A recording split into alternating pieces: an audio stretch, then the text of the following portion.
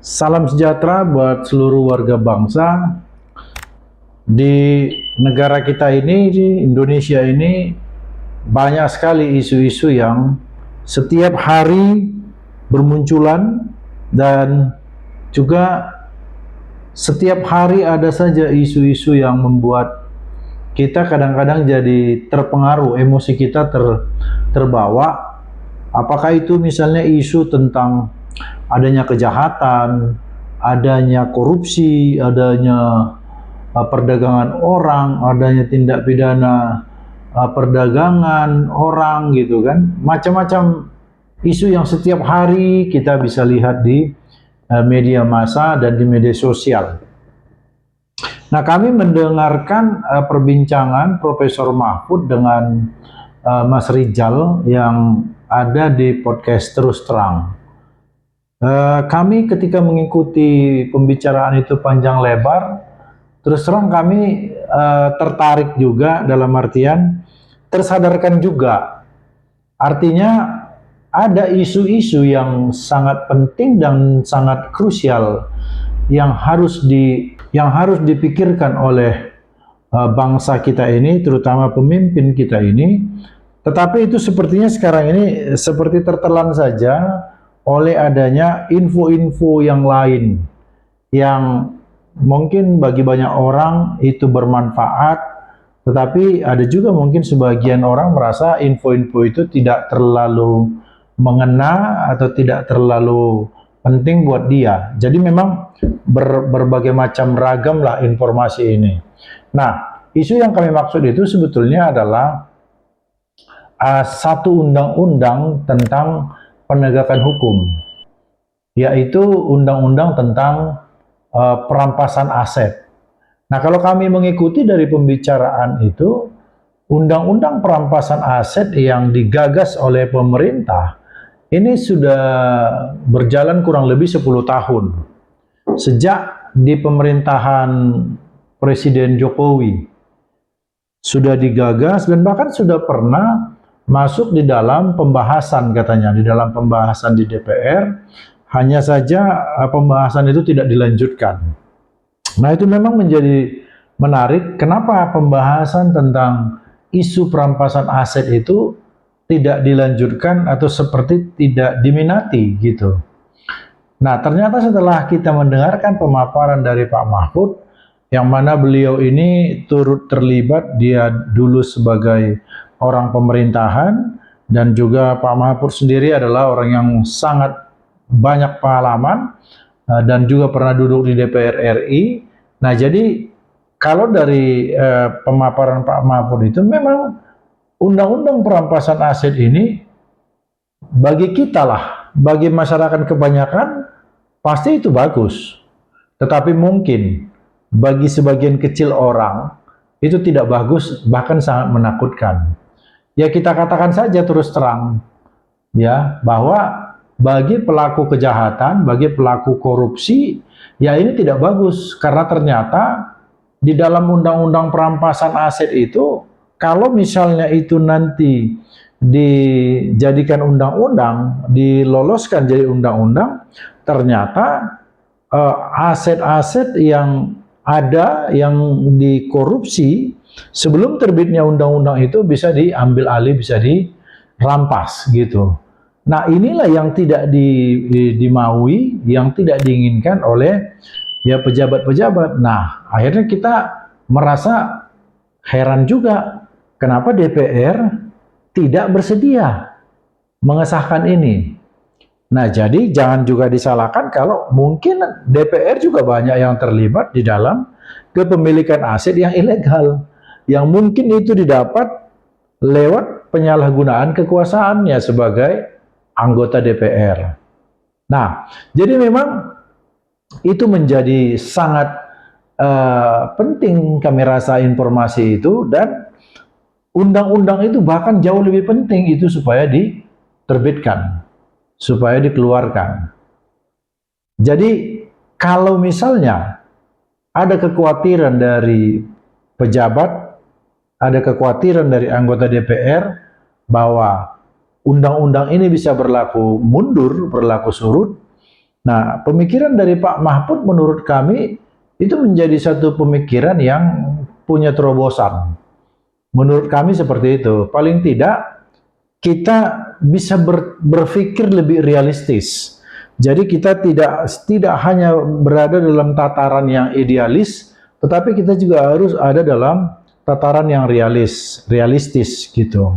Kenapa kita bilang seperti itu? Karena dari usulan atau pendapat dari Pak Mahfud tadi yang mengatakan sebetulnya undang-undang ini diterbitkan saja, tapi mungkin dibuat semacam ada satu klausula dengan terbitnya undang-undang ini, nah dia berlaku ke depan, 1 tahun ke depan kalau tidak salah katanya.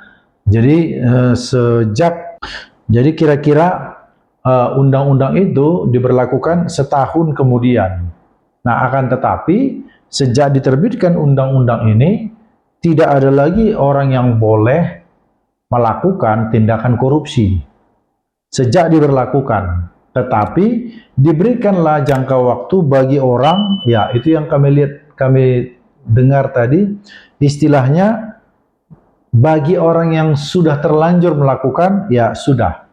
Tetapi mulai dari ini ke depan, dari sejak diberlakukannya undang-undang itu, jangan ada lagi orang yang melakukan korupsi, karena itu akan dirampas untuk negara.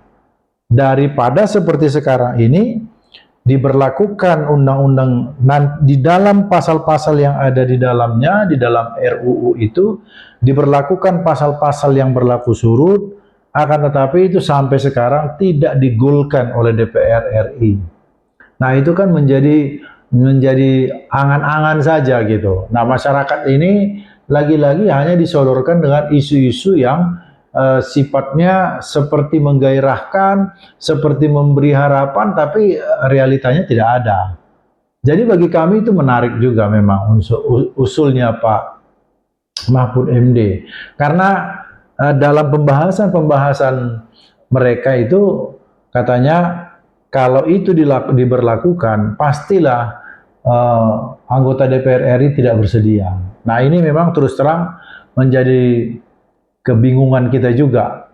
Artinya kalau memang anggota DPR tidak ada beban, artinya tidak ada punya permasalahan tentang tindak pidana itu, ya harusnya itu tidak jadi masalah untuk diterbitkan. Karena kita lihatlah sekarang ini, di mana lagi bidang-bidang yang ada di negara kita ini yang tidak dimasuki oleh korupsi.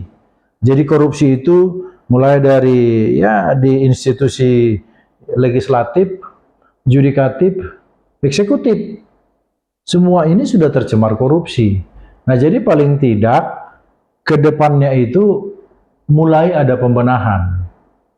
Jadi kalau kita atau katakanlah kalau bapak-bapak yang ada di DPR RI tidak bersedia menerbitkan undang-undang tentang perampasan aset itu, ya memang jangan harap lagi lah bangsa ini bisa mungkin menata hidupnya, bisa melakukan perbaikan-perbaikan dan pembangunan-pembangunan seperti itu. Tetapi kalau misalnya diterbitkan itu dan seperti usul tadi tidak langsung diberlakukan mundur, tetapi ke depan saja, ya apa boleh buat. Itu juga sebetulnya usul yang sangat bagus menurut saya daripada tidak diterbitkan sama sekali. Apalagi kita tahu bahwa ketua-ketua parpol sebagaimana yang disampaikan oleh Bambang Pacul dengan cara bergurau di DPR RI beberapa waktu lalu,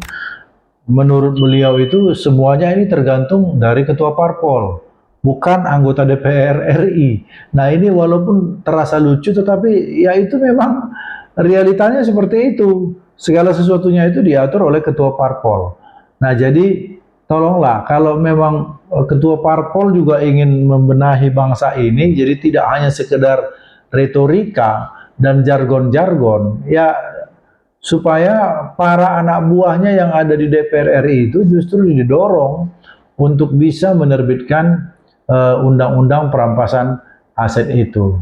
Seperti itu kira-kira pemikiran kami agar boleh berbenahlah, agar bisa bangkitlah bangsa kita ini dari keterpurukan, terutama keterpurukan di bidang korupsi. Kalau kita mau misalnya sedikit ke belakang, luar biasa korupsi yang sudah dilakukan oleh pejabat-pejabat kita ini.